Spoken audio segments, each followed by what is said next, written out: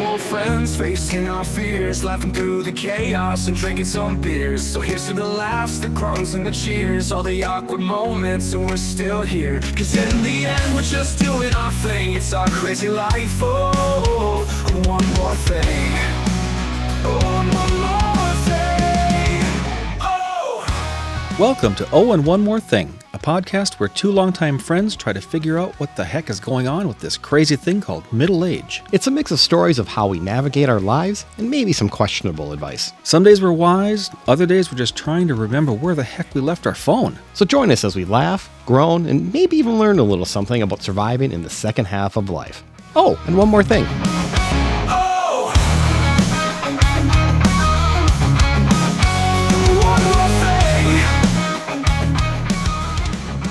I'm Brian. Welcome to Oh and One More Thing. Hi, I'm Rob. How are we doing today, Brian? I'm doing great. Had a nice busy day. It was a good day. Nice. How was your weekend?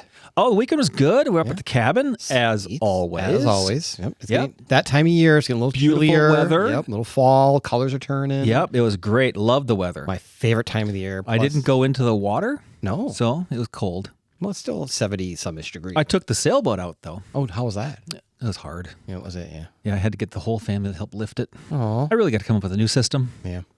You know what's funny about the water temperatures? My mom visiting from Arizona, we did not go in the water because it was too cold. The water temps were like 75 degrees. For Minnesotans, that's great. And we Lake would think temperature, that's pretty nice. fantastic. Yeah. We go down there in Arizona in the winter. The pool is pretty consistent 90 degrees. Oh, see, that's a little too warm. Right? It's like bath. You're sweating in the pool. No, I want to chill out in the pool. Right, it's hot down there. Yeah, right? That's weird. Anyway. Did you ever have one of those days where you feel like your brain is speeding down the freeway, but your mouth is stuck in traffic? That's daily, yes. Happens to me all the time. I get tongue-tied and twisted and blah, blah, blah, blah, blah, blah. I can't figure out what the frick I'm going to say. Happens. Somewhere in between my brain and my lips, it all falls apart. Yeah, it happens. The older we get, the more it seems like the English language is playing tricks on us. Yeah. Yeah. The other day I told someone I was being facetious, but instead it came out as facetious. What was that? Facetious. Sounds like a Roman emperor that told too many dad jokes. Hey, way to get the joke in here. That was Right? good. I like that. Let's get it out of the way. But it doesn't help when some really weird and crazy words are out there, like zarf, the susurrus, and bumfuzzle. Did you know those are real words? Those are not real words. Yeah, they're real words. No, They're part of the English language. No, it's not. What do they mean? Well, let's tell you. A zarf, Mm-hmm. Z-A-R-F, is the holder for the coffee cup. A hot coffee cup. So if you go into a store and you're going to get a coffee and it comes in a paper cup, that sleeve that goes around it, that is called a zarf. And if you don't believe me, look it up. It's real. That's not just called the cup sleeve thing. It's a actually zarf. called a zarf. It's a zarf. Well, that changes my look on coffee altogether now. A susurrus is a soft murmur or whisper. Susurrus. Yes, we susurrus all the time. Susurrus. Let's use that in a sentence. Susurrus. Okay. And a bumfuzzle is to confuse or fluster. I'm clearly bumfuzzled on these three words. I am usually always bumfuzzled. Yeah. So interestingly, some of the more weird words in the English language have fascinating and unexpected origins, often revealing cultural shifts, misunderstandings, or even historical events. Should we discuss? I totally think we should. All right. I think that should be our podcast of the day. I like it. Let's start off with indubitably. Indubitably. Indubitably means without a doubt or certainly. It is a formal way of expressing strong affirmation or agreement. That's formal. That's formal? Yeah. I never grew up thinking that was formal. Never. Well, I'd like to go on record that I'm going to butcher these words. You and me both, my friend. It is going to be one for the records book because it's not going to be good. It's going to be ugly. Let's start it off. All right. I'll give you number one. Number one, pettifogger. What's a pettifogger? Again, I'm trusting you since you wrote this episode. Well, I can only go off of this is what Google told me. Okay, so. And we all know Google AI isn't always honest. Hey, if it's on the web, it's true. Right. If it's on the web, Yes. as our listeners know, Yes. it's true. It's true. All right, so I'm going with all these are real. Pettifogger. And it's not a pedophile. Well, thank God for that. Not a pedophile. It is a lawyer who takes on trivial or disreputable cases. Really? That's what it says. That's a pettifogger? That's what it says. Isn't that almost like, I don't mean to diss on the lawyers, but a lot of them? And that totally doesn't even sound like a legal term. Right. Like, how does that work? They're all like based in Latin, and that sounds like somebody made it up in the back of a Dr. Seuss book. Okay, how about this one? Okay. Cacophony. Cacophony. Is a harsh, discordant mix of sounds. Cacophony. I kind of like this podcast is a harsh, discordant mix of sounds. Right? I honestly think I've heard that word before, though. I think I've never used it by any means, but I think I've heard that word before. In all your upper schooling? Yeah, right. I grew up on the other side of the tracks. So did I. Wait, which side were you on? I was on the side that wasn't considered the best. Well, me too. Oh my gosh, I'm so going to butcher all these. Callipygian? A callipygian? Callipygian. Having a well-shaped buttocks. Well, okay. So, sorry. In all the years of my 20s, I never whistled at a girl and said, "Nice callipygian." Nice callipygian. Ever. First of all, you probably wouldn't even have said "nice buttocks." I was way too shy. I never would have whistled at anybody back in the day, or even now. I still wouldn't do it. The only time you use even the word buttocks is when you're lifting weights. Yeah. You know, we should ask our friend Jeff at Coffee if you've ever in his hammer stories if you've ever used this word. Callipygian. Yeah. Where's my hammer? Did you see that Callipygian? Did you see that Callipygian? All right, I got the next one. Okay. Philodox. A person who loves their own opinion. I think I'm a philodox. Do you think a lot of yourself, you philodox? I do think a lot of myself, and people know it. Okay. The definition is its etymology tracks back to ancient Greek, combining the word philo, love, and doxa, opinion or glory, and the term was later adopted into Middle French as philodox before being adopted into English. Okay. All right. So I get it. Again, the word I probably would never use on a regular basis. I don't know why and where you'd use that word. Right. You know, these all got to be words for like spelling bees. Sure. That would make a lot of sense, right? Especially with the next one that you're going to give us. Yeah, next one's easy. Choir. Which I would think would be singing. Right. But it's not because English is weird. English is weird. This is choir spelled Quire. What does it mean? It means 25 sheets of paper. What? Right? Isn't that odd? Well, I know a ream is 500 sheets of Right. paper. And a bundle is 1,000. Okay, I didn't know that. How much is 5,000? I don't know what that is either. A bale. A bale? Right. So how do they get choir out of 25? I have no idea. Maybe do you sing as you count your 25 sheets of paper? I suppose it was a way to measure. Probably, yeah. Because if you're talking about a ream, it was 500, then a bundle, and then a bale. Yeah. Must have been a way to measure and weight or something like that. That makes sense. It also sounds like a very like old English European type Definitely, word because all of these seem really old English. Yeah. Like if I was a king in the 14th century. You are a king. Bring me a choir. I must write my thoughts. Right? All right, the next one. How about cattywampus? Cattywampus. I have heard this one too. Yeah, it's crooked or askew. Yeah. But we always used to say kittywampus. You're right. I say cattywampus too. I don't know if that's a regional thing or not. You're right. I wonder if that's a Minnesota thing or if that's just kind of like duck, duck, gray duck, because the correct way to do duck, duck, gray duck, not duck, duck, goose. Excuse me, we'll get into that. Oh, that's later. right. That's an upcoming episode. Oh, man, I'm so confused. I can't believe you spoiled it. Spoiler alert. Spoiler. All right. Kittywampus. Next one, collywobbles. What a collywobble? Collywobble. Stomach discomfort or anxiety. Ooh, I've got a lot of collywobbles. Yeah. The stomach discomfort or anxiety or both? Both. Yeah. I probably have anxieties, yes, but I do have collywobbles in my stomach. Wait, I think I had collywobbles last night. What? Did you eat something funny? So Tammy made a really, really good apple crisp. Oh, delicious. Went to the Arboretum Apple House this weekend, and we got the, what's it called? Is the First Kiss is the new one, I think. It came out like 8 years ago at the Apple House. I don't know. I believe it's First Kiss. Okay. It's the sister of the Honey Crisp. Oh, got it. I knew they were coming out with next to the Honey Crisp. Phenomenal. And it lasts, according to their signage, 5 months in the refrigerator. No, Like most apples, 5 months? most apples like 5-6 weeks. Right there, they said this sucker lasts 5 months, Wow. and it is so good. It is so What good. kind of chemicals are inside of I that? have no idea, but it's amazing. Love it.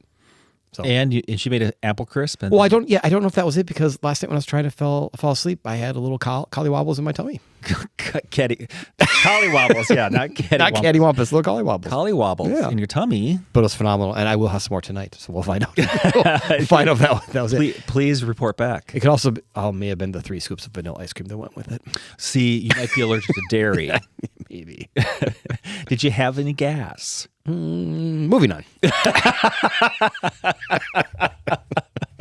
All right, rigmarole. Rigmarole. I've heard this one too. Yep, my parents use it all the time. Really? A long, complicated, and confusing procedure or story. Okay, so I know some people who rigmarole out a story. All the time. I think you're talking to one of them. What? Is this fall into? Oh, I can't. That's the next episode. I can't talk about it. Yes, you can. No, don't. I was going to say let's fall into the Minnesota goodbye. Is yeah. Is that a rigmarole? We'll discuss that when we talk about Minnesota. All right. Defenstration? Defenstration. Defenestration? Oh, whatever it is. It's the act of throwing someone or something out of a window. Okay, first of all. All right, hang on, back up. Someone? Someone? Isn't that called murder? Someone? Yeah. not unless they live. It's not murder. That's true. It's just attempted murder. Wow. Okay. Defenstration. All right. Good to know. The term was coined around the time of an incident in Prague Castle in the year 1618, which became the spark that started the 30 Years' War. Well, that's interesting. Oh, they definitely threw a person out. So they threw a person out. We better name that act. Right?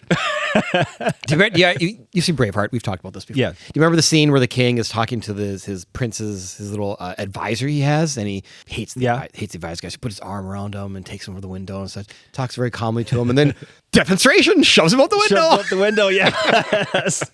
So they use this in the movies. I'm totally going to watch that movie in a whole different light now. Yeah, this is going to be great. Right. Okay. How about this one? Skedaddle. Skedaddle. It's to leave or flee quickly. Yep. Obviously, I think skedaddle. We got to skedaddle. Got to skedaddle. Yeah, I don't think we use it the way it's intended. I think we tend to meander more than skedaddle. I would completely agree, but I think we're going to skedaddle to hear a word from our favorite sponsor, Spring Green. Awesome. So this week's Spring Green Minute, we're going to talk about leaves on the lawn since it is fall time. Okay, leaves on the lawn. Yeah. You've told me. Yes. Don't rake them. Well, okay, that's not 100% true. Okay, so I only hear what I want to hear. So what do you normally do with your leaves in the fall? I mulch them up into my lawn. Perfect. See, you do listen. I do listen because you told me. Yes. Don't rake them, mulch them into your lawn. Why do you do that? I don't know why. Let me tell you do why. it because Rob told me to do it. It's actually really good compost for your turf. So as long as the leaves aren't so thick where it just bogs up your mower and you're leaving trails, it's just basically like you're that first layer of leaves that fall. If you can keep up with it, mulch them is the best way to do it. Great feed for your turf. It just turns into really good compost. Okay. It also saves from having to bag your leaves and have a big truck come away and haul them away. It's a very environmentally friendly thing to do. Yeah, because it gets so tiring having to bag up all your leaves. And so I just try to mow more often as the leaves are falling. Yep, absolutely. And sometimes you don't have a choice. Sometimes you have so many trees and you have to bag them, and that's fine. But yeah, if you can mulch them, best thing you can do. Just cut a couple trees down. Cut a couple trees down. Don't have that problem anymore. Right. Okay, so is that all we need to know about leaves in the lawn? That's it. Pretty simple. Awesome. So we're going to go back to the unusual words from the English language. Right, like discombobulate. Discombobulate? What does that mean? Another one I've kind of used once in a while. I've used it. Yeah, to confuse or unsettle. I think I've probably used it in that same tone. Yeah. I don't know. Maybe I did. Yeah, I don't think I've used it in that exact definition, but I've definitely say I feel discombobulated. Yeah, so confused. Confused. Yeah, I suppose I think I just use more common words versus the more difficult, discombobulated words. I think I'm confused on whether I've used this word before. You're discombobulated? Discombobulated. But I have used it. I can't do know believe that. we're stuck on this word. Right? How about this one? Fipple. It is not what you're thinking. That sounds inappropriate. It's the mouthpiece of a wind instrument. What? Yeah, it's if you ever played the clarinet or anything, that little reed. The thing holds a reed. Called a fipple. F-I-P-P-L-E. The little plastic part that holds the reed, that's the fipple. Well, I don't know the mouthpiece. I don't know what I never used a wind instrument. I played blah, blah, blah. I played trombone. You did? How long did you play trombone? 6 years, 7 years. Really? Fifth grade through 12. So what is that, 7? Math is 7. So I don't know if you know this. I also took up an instrument in, I don't know, 7th grade, I think it was. The accordion? The trombone. I did not know that. You didn't know that, did you? We're Boner Brothers. I don't think we should talk about that. We totally can't say that on a podcast. No, It's what do not say that. No. But okay, the difference between your 6 years, 2 weeks over here. You made it a whole 2 weeks. I made it a whole 2 weeks and I gave it up. See, the only reason I stayed in band the entire time was for the Easy A. It wasn't because I enjoyed playing. I just wanted the Easy A. And I kind of wanted to be in marching band and pep band. That's kind of fun, get into all the sporting That events. is cool, events though. for free because it is football season. So Yeah, I always wanted to play the drums. I did too, and I got swayed away from that, which haunts me to this day. Yeah. Yeah. I was talking to younger folks this weekend, and one of the kids is going into band for the first time, and they're talking about what instruments to play. And I said, "We should totally play the drums." And apparently now, if you want to play the drums, you have to have a minimum of 2 years piano Really? because you have to learn You have to learn scales and rhythm. notes, that kind of thing. Yeah. That was surprising to me because it's just tap, tap, tippy, tap. No, you have to actually like learn music. Yeah, exactly. My daughter, who is a choir teacher, she played piano. She grew up playing piano, but she also plays percussion because they are simultaneous. They are together. Very similar. Yeah. Yeah. I didn't know that. Thought those. I know. I guess I don't know for sure, but 98% positive back in my day. You could just. I want to play drums and the handy sticks, and you go figure it out. Here you go. Yeah. Okay, how about this next one? A snollygoster. A snollygoster is a shrewd or unprincipled person, especially in politics. Oh, that makes sense then. Yeah. Okay. Politics. Okay. Yeah. I mean, how many snollygosters do you know? The list is long. The list is long. It is long. We're not going to take sides here, but they're on both sides. Correct. I would For agree. sure. Yeah. All right. Here's a very family-friendly one. Titty nope. A tippy nope? Titty nope. Titty nope. Titty. I can't believe you just said titty. It's titty nope. It's one word. I thought you said tippy with a P, but it's not. It's the other one. titty with a T. So that's a small quantity of something, particularly food, that is left over. No, it's not. Okay, again, I didn't write this. I know. But wouldn't that just be called Leftovers? leftovers? I don't know where the heck that word came from. Okay, so at your next family function, I want to say, hey, I have some food left over. Do you want to take it home? Sure, I'll gather my titty nopes up. Or you could just say, do you want to take these titty nopes home? Ooh, the looks you're going to get. I am know. so using this. I can't wait to use that. I'm so using this at the holidays. Okay, here's another one. Flibber to give it. I don't know what I just said. Flibber to gibbet. Flibber to gibbet. Flibber to gibbet. Flibber to gibbet. Yeah, you have the T. Ooh, I got it right. There's a T in it. Flibber to get it. Yeah. Flibber to gibbet. A frivolous, excessively talkative person. So why can't you just say a talkative person? Right?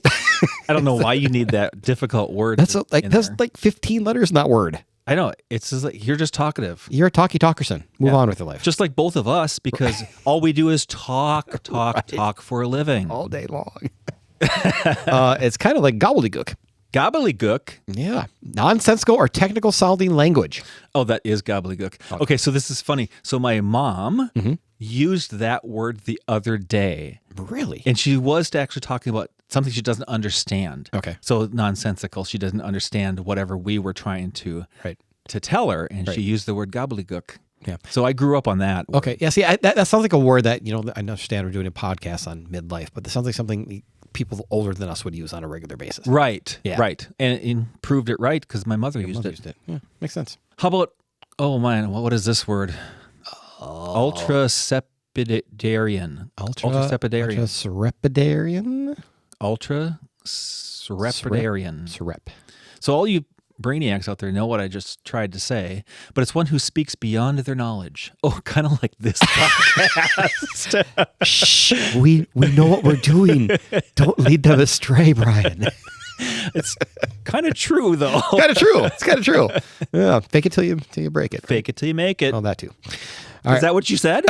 No, I said fake it till you break it.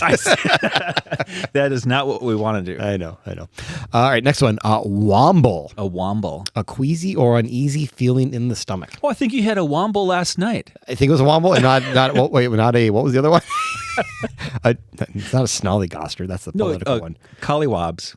Collywobbles. No, what's the throwing somebody out the window? Defenestration? No, that's not that one. Collywobbles. Collywobbles. You said that already. You just said it. Collywobbles. Stomach discomfort. Yes, collywobbles. No, a womble. You had a womble. So they're kind of the same thing, but different. Yeah, I don't know why you'd have two different queasy feelings. Well, I do. So if you're at like an amusement park, like you're at Valley Fair, and you're taking the roller coaster up the long, so you get that. Is that the feeling womble? in your gut? That's the womble. Okay. Yeah, but that's more like anxiety to me. Yeah. I could see that too. So if I'm having anxiety and I feel it in my stomach, that's a womble. Okay, I'm with you. Okay, how about this one? Hullabaloo. I can't. Oh my gosh. Hullabaloo. Hullabaloo. Thank you for saying that better than me. Hullabaloo. It's a noisy fuss or commotion. Yeah, commotion I get. I don't think I've ever used it as a noisy fuss. But I think it's an old term because I know my parents used it. Do you want to know an even older term? Yes. Whippersnapper. The definition is? A young, overconfident person. So, yeah, definitely heard that from the older generation talking about me when I was young. Right. I think like Elmer Fudd used it in Bugs Bunny cartoons in the 40s. Always in the cartoons. Right? Young whippersnappers. Yeah, exactly. Yeah. How about a kerfuffle? Oh, I hear this all the time. I mean, I use kerfuffle. I do too. Yeah. Totally do. Yeah, I hear this actually on a couple of the radio stations I listen to. They use this all the time. So I didn't know that, I guess you knew that there were words. Yeah. But it was just part of your normal language that a kerfuffle. But I didn't really realize there's an actual definition. Yeah. A disturbance or a fuss. Right. Makes sense. Which makes total sense because that's how we use it. Yeah. Is this one me? Yeah, you can do the next one. Oh my gosh. Anytime there's an X involved, I get confused. Okay, zerts. Yeah. Why does the X sound like a Z? I don't know. Well, let's consider the English language. That's true. There are words in the English language that just don't. What the hell? They don't make sense. Yeah. Zerts. Xertz. Zerts. Zerts. I would only think it would be zerts. I would think of like a breath mint. That's cert. Oh, that's right. But a zerts is to gulp something down greedily. Oh, like your apple crisp. Apple crisp flask. Your apple crisp. I definitely gulped it on greedily with the ice cream. Let's use that in a sentence. Yeah. Use zerts to the apple crisp and then felt wombly afterwards. Or collywobbled. How about a lollygag? Oh, I've used that all the time. Yeah, I've used lollygag. Yeah. It's to dawdle or be lazy. Oh, absolutely. Yeah. Yeah. Initially, lollygag carried a more playful, sometimes even suggestive meaning related to dawdling, which, again, another weird word. Right. Or fooling around or even flirting or making out. Whoa, back up. Yeah, right. I have never used lollygag But now, in our time, of course, we don't use it that way. No. But back when it became a word. But anyway, over time, the meaning shifted more towards wasting time versus the other flirting portions. Yeah. So I just can't imagine anybody like, hey, I'm gonna go Well, you can't. I'm gonna go to a movie with my girlfriend, something about And we're gonna lollygag. But you can't see that now. No. But let's say in 1910, Yeah. Where it was totally different than what we'd ever experienced. Right. I can understand. Sure. Not that I know how to use it. Right. Or how to flirt. Yeah.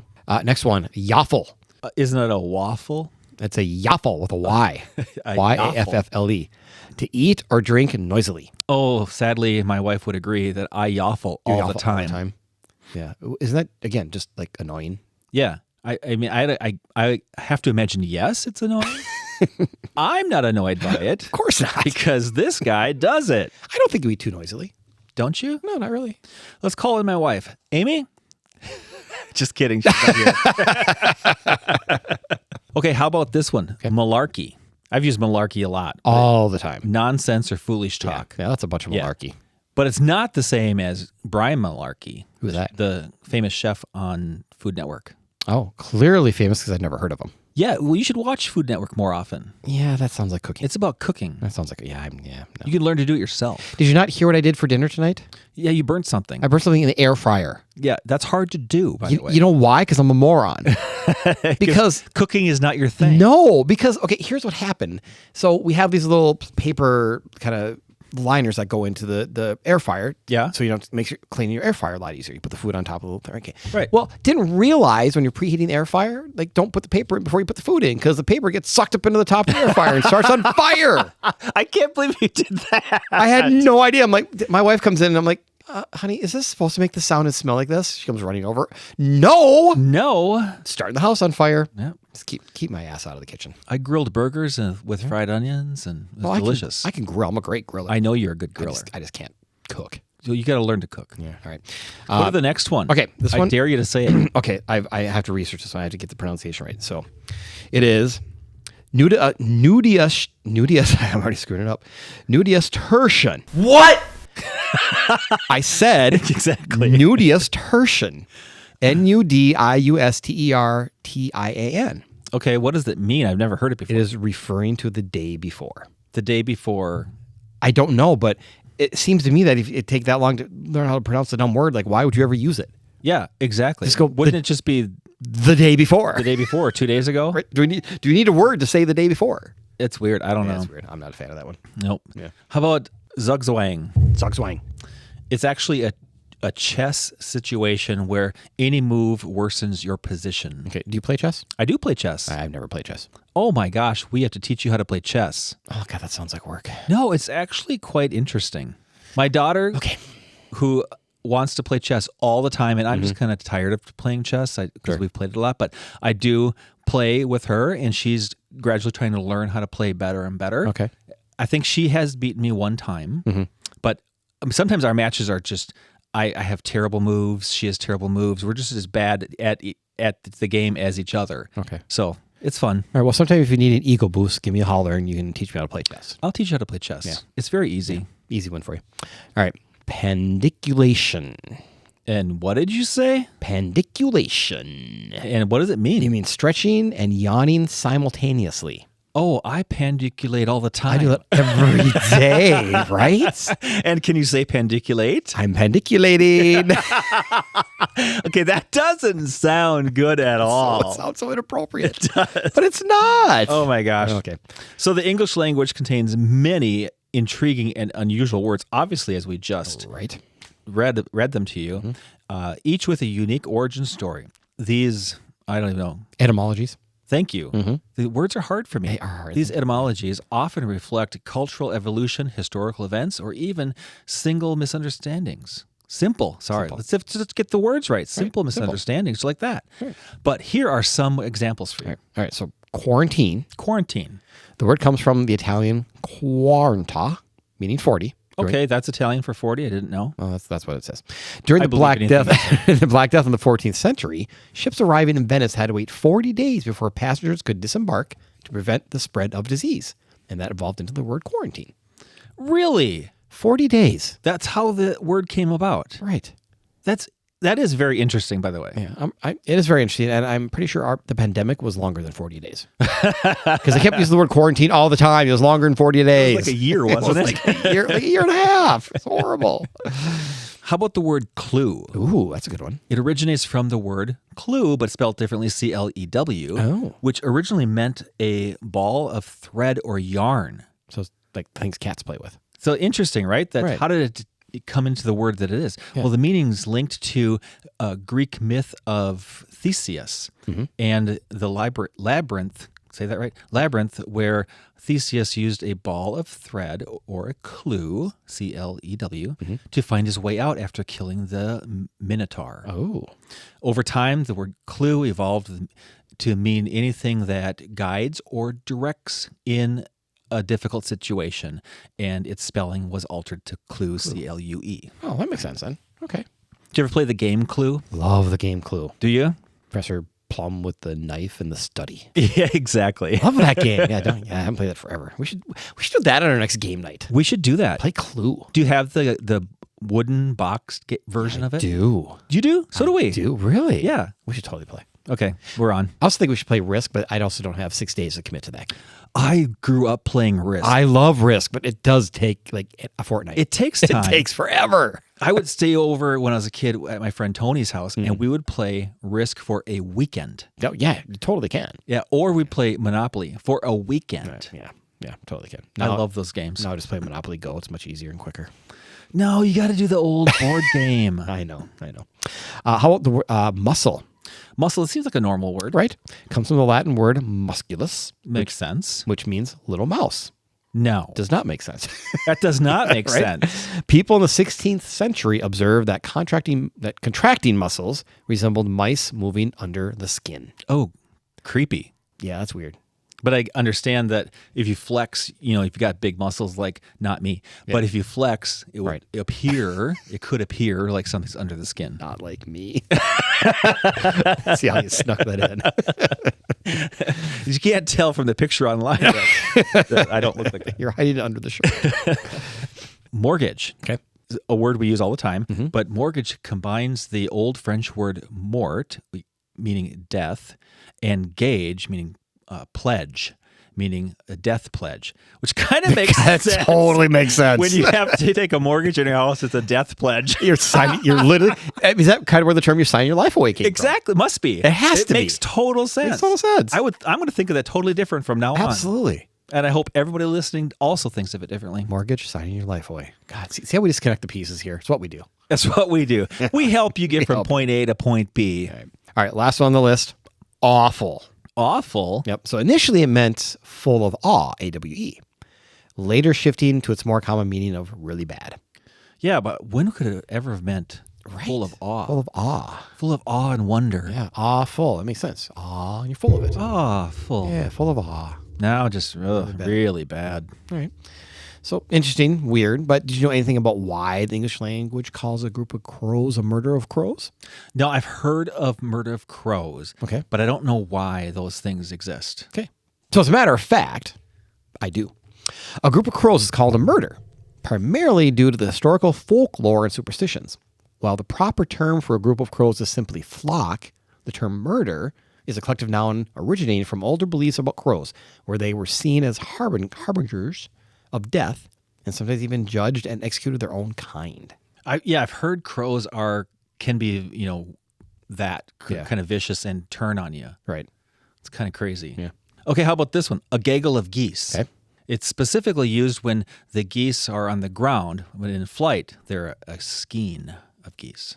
Skein of I don't know how you come up with a gaggle of geese, but it's kind of fun to say. Yeah, it rhymes. Yeah, it's better than a skein of geese. Right. Nobody wants a skein of geese. What about a flamboyance of flamingos? There is no better word that can describe a group of stunningly pink birds. They're definitely stunning. How about a coalition of cheetahs? Okay. Why is it a coalition? Why is it a coalition? Well, a group of male cheetahs that live together and hunt together is a coalition. Okay. It's used to increase hunting success and defend their territory from other males. Yeah, okay, so that kind of makes sense. Okay. Well, I mean, the list goes on and on, but I think we've worn out our welcome. But I do, I have heard you have some more recent ones, which I am unaware of some of these. Yeah, there's some shows my age. Current, more pop culture slang terms that I don't know. I've never used. Well, the only one I hear used a lot by my children is bruh. Hey, bruh. Bruh. Or when something happens, they're like, bruh. Bruh. See, to me, that's our version of dude. Do you think it is? Maybe it is. Maybe it is. I think it totally is. Yeah. I still say dude. I say dude occasionally. I don't usually like it that much, or bro. I don't like bro. I don't say bro. No. But I don't, and I will never say bruh. Bruh. It's very short. It's bruh. That's dumb. Yeah. Well, I won't say it's dumb. But How about this one? Okay. Riz. Never heard of it. It is. Wait, no, this is a current term that's like being used in the vernacular. Term. Yeah, for the younger generation. Oh my God. What would that be? The alphas. Oh my God, we're so I old. think the alphas. But it's effortless flirt or charisma. Riz. Riz. Okay. You got Riz. 100% Riz. You got Riz. All right. How about no cap? Huh? Yeah, no cap is swear it's the truth. That's Okay. what it means. Okay. And if you say cap, that's a straight up lie. Wait, no cap is the truth. No cap is the truth. Cap is a lie. Cap is a lie. You wonder why I'm confused. Okay. All right. Now, you've heard your girls talk about girl math. What? I mean, I've heard them talk about it, but it actually means something? Well, so my daughter filled me in on what girl math is. Okay. So if you've got cash in your pocket and you buy something, it's basically free. Because the only time you actually pay for it is when you use a credit card. This is what she told me. I don't get it, but this is what she said. Oh my God. I'm going to be so street after this. You are going to be street. I didn't know any of those. And if you're mid, Yeah. you're so mid. You're painfully average. I am definitely mid then because You are I am mid to late is what you are. well, pushing late for sure. So, wow. How about you got drip? Man, you got drip. No. Killer style. Oh, I am so out of touch. You slay. It's okay. I heard that one. What does it mean? You rock. You look flawless. Yeah, well, okay, fine. That too. Okay, you rock. All right, you rock. All right. I think it's time to end this. Hey, on this list, guess what just came up? What? Bruh. Shocker. I know, right? Right? It's amazing. All right. As always, please follow us on the socials at Oh and One More Thing Pod on Facebook and Instagram for highlights and news on our upcoming shows. And if you have any show ideas for us or just want to give us some feedback, send us an email at ohandonemorethingpod@gmail.com. We'd love to hear from you. Plus, we also have some merchandise, shirts and caps. So send us an email or visit our social to find out more information. And they're very stylish. Everyone is wearing them. Everybody's wearing them. Everybody's wearing them. Oh, and one more thing. When your mouth fails to articulate what your brain intends during a conversation, just remember, you've bumfuzzled it. What? What is that again? To confuse. I'm confused. Bye, everyone. You know the word Q is just a Q followed by 4 silent letters? What's the point?